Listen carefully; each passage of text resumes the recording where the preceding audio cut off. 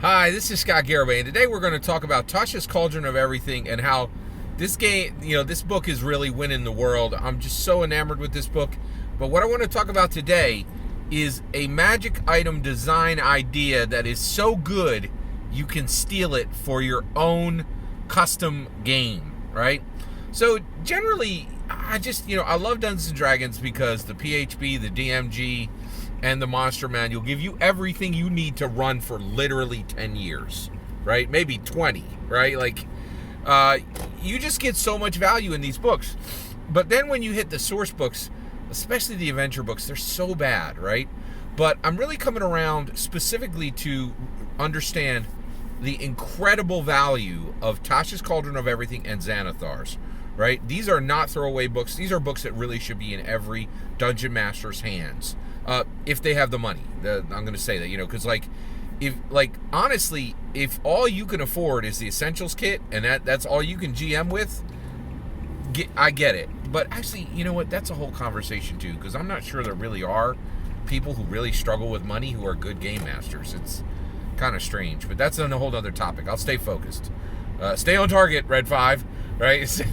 So here's the issue. So there is a magic item creation idea in Tasha's Cauldron of Everything that is so strong it belongs in your custom game, in your own custom pre-written adventures that you write for your non-pre-generated adventures, which is way better than anything you could buy from Wizards of the Coast or anybody else for that matter, right?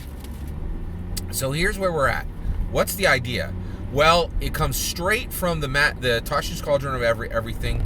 In my opinion, the very best magic item in Tasha's Cauldron of Everything, the Cauldron of Rebirth. Right now, what is the Cauldron of Rebirth? It's a very rare magic item, right? I think it's an artifact specifically, and it is a tiny pot which can grow. Right, so it's tiny, so you can throw it in your backpack. That's important.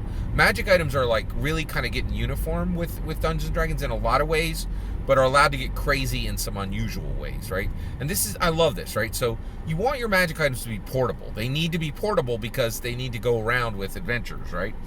So it's a portable pot, and what you do is you go out with your portable pot, your Cauldron of Rebirth, and you can throw it in your backpack, and then basically what it does, it's only usable by druids and warlocks, which I love. I love that this magic item, that you can make magic items that are just for these classes. It's really cool.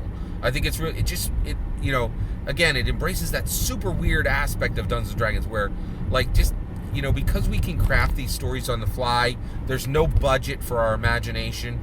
We can do whatever we want, in Dungeons & Dragons, as long as it, isn't harming people. We can really, or insulting people, or cultures.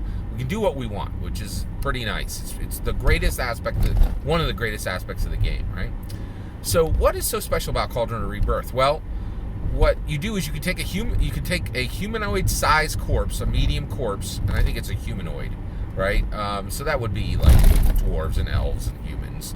Right, you can throw the humanoid corpse into the Cauldron of Rebirth, and then you put 10 gold pieces, 200 pounds of salt on top of it, 200 pounds of salt, right, into the cauldron, and then let it sit for a day, and then it rebirths the body. Okay, now what's so special about that? In fact, you're like, wait, how's that going to help an adventure, right? Because one, that's not super helpful. You can carry this with you. Actually, this isn't going to help adventuring groups, right?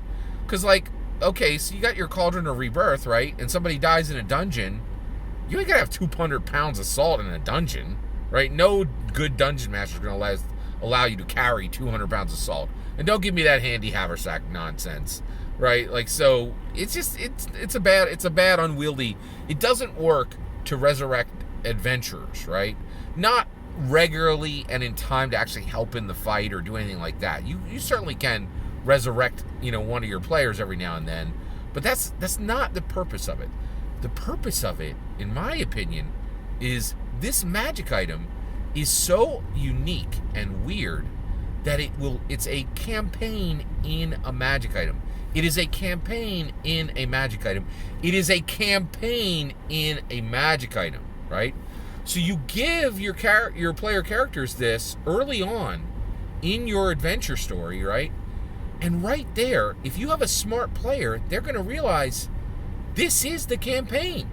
We can simply travel from city to village to to province to region, from a castle to a village to a town, right?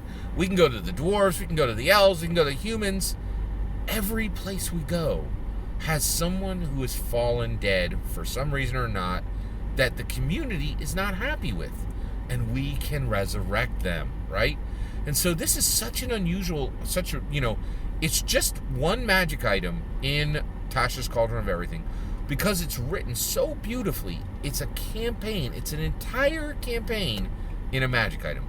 And that campaign could be 4, 8, 12, 20 sessions long, right? And you can have a blast with it, right? And the thing is, rather than, just going around and killing, monsters and taking their loot and, save the princess and all that kind of nonsense, you can have a campaign of joy where your player characters are simply resurrecting people who died, who shouldn't have died, and just bringing joy to small communities all over. It's really unique, really special, really wonderful. I love it. I just love this magic item, and when I read it, I'm like, that's a campaign, right? And when I read, and honestly, the core books are so beautiful, but my expectations, because they put out so many of these nonsense, completely worthless adventure books, which are just terrible, my expectations for a source book for Dungeons & Dragons is so low, I don't expect to be surprised. I don't expect it to be like, wow, I could run that as a campaign. And Tasha has surprised me. Tasha has just slapped me in the face with the goodness of the book. It is just incredible. Are you digging Tasha as much as I am? I'd love to know. Or you're like, nah, I'm grumping on it. Let me know either way. Let me know in the comments below. Please consider liking and subscribing, and have a wonderful millennium.